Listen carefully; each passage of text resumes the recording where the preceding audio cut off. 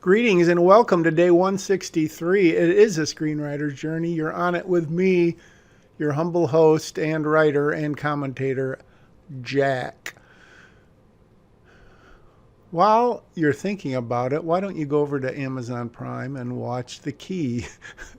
Maybe someone has watched every single one of these 162 previous days and has watched The Key every time I've told them to or asked them to. Wouldn't that be something? The End of Art is on YouTube for free. Amazon Prime is free as long as you pay the yearly thing that they just increased. They got to pay for the Lord of the Rings somehow. The Power of the Rings or the Rings of Power or whatever. Wouldn't that be lovely to have a series sold? And what did they spend for 20 episodes, including the rights to the movies? Like $800 million, $600. Can you even fathom spending that kind of money? And it's interesting I mentioned that. Thank you, Jack, because, and I'm not going to even try to compare the movies I've made to any, quote, real movies. And they've been volunteer cast and crews, borrowed equipment for the most part. But when I think about being a frugal person by nature, I wonder how hard it would be to spend $500,000 or $1 million or, let alone 20 or 30 or 40, and how much those real big budget films going in like Spider-Man No Way Home, if they say, all right, here you go, you've got $200 million to spend now. Keep track of every penny of it. Obviously, the director doesn't, but I don't know how often they will get a report or updates to say, hey, we're on budget, because you hear about that when they're shooting, but oftentimes in post-production, of course, if they have to do reshoots, that gets very expensive.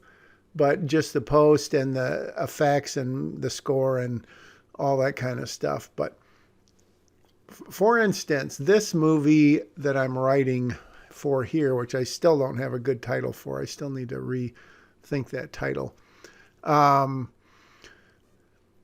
I am writing it to be like $1 million, $2 million movie, because that's what I have been told. And if I made this, if you are out there and you've got some money, no solicitation is made to the viewing audience like on Shark Tank. But I could even with like, ultra low budget SAG or low budget SAG paying those wages. I don't know about the crew though. I don't know how much a crew would cost. If I had to shoot with it wouldn't be a SAG crew, but I can't imagine that I couldn't make this for $1 million or less. But, if you've got to pay someone,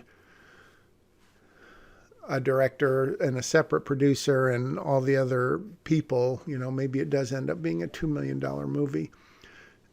And so that leads me to the discussion of, do you write, especially in the beginning? And when I say the beginning, I'm still in the beginning because I haven't submitted this official draft to a production company yet. Do you write just to make it as good as you can, regardless of how much it's going to cost, within reason? Obviously, this has no special effects and no crazy stuff, so it's not going to make it super expensive. And what will make it expensive pretty much are just the number of locations, because then you've got travel, you've got setup, you've got, all that stuff. And the movies that have been made by this particular person have been pretty contained. And so I've thought about that as I've been writing, and I'm wondering, man, if he gets to the point of he reads it or his assistant, and it's like, uh-oh, red flags, because it's got, dozens of locations instead of one or two or three or four.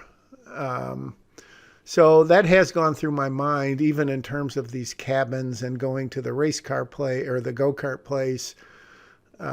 So I don't know if I should be keeping track of that more and kind of rein myself in, or my original point is, that you just write to make it as good as you can, and then someone reads it and they say, wow, this is really good. How could we scale this back so it has fewer characters, or it has less explosions, or it has a smaller cast, or it takes place in fewer locations? I just am looking at the script and realizing that there we go. So I don't know. That's, if you're writing a quote spec script and you don't know who's going to read it, then the sky's the limit.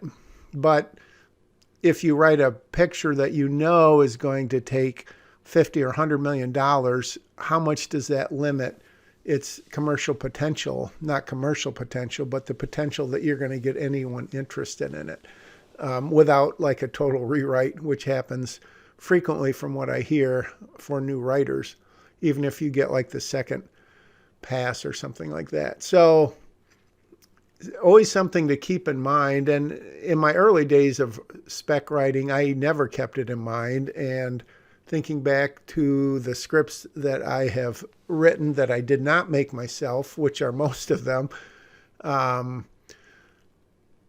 would say a couple of them would have been like 100 million plus budget. There was like some fantasy kind of ones, and other ones maybe 50, 60 million. Some of them would probably be 10 or less.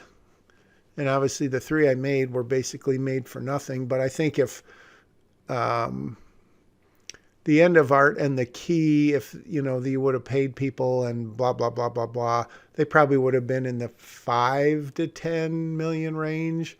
I think I figured that The Key, if I paid like ultra low budget SAG rates to the cast and then paid the crew, $200 a day each or whatever the low budget is, I think I figured, including post-production and all that it would have been like $100,000, $110. And I don't remember how I arrived at that number, but I didn't just pull it out of my extremities, not really extremities, but I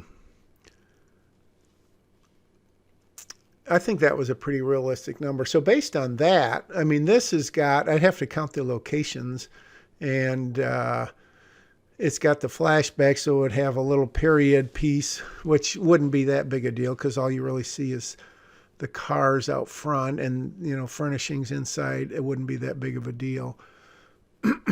So, and then, you've got the go-kart place, you've got the cabins, which is a real location. And if you could get them to say, hey, yeah, you can film here in exchange for the publicity, because that's what I'm thinking, frankly. And then you've got a lot of not a lot, but you've got talking in the car, and that's pretty cheap to shoot, whether you're doing it green screen or real.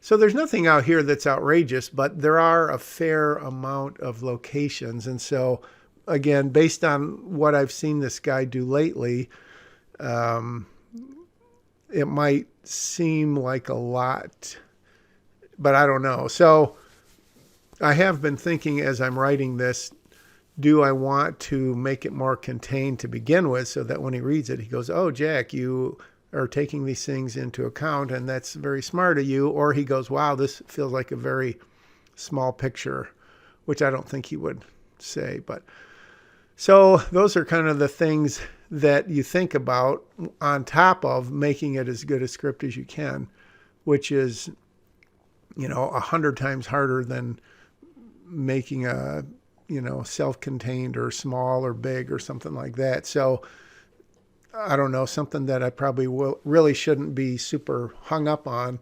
And yet it's always in the back of my mind, having done my own movies and, again, knowing kind of what this guy wants. So something to think about. And lo and behold, I've spent my entire journey today talking about that, which was kind of interesting.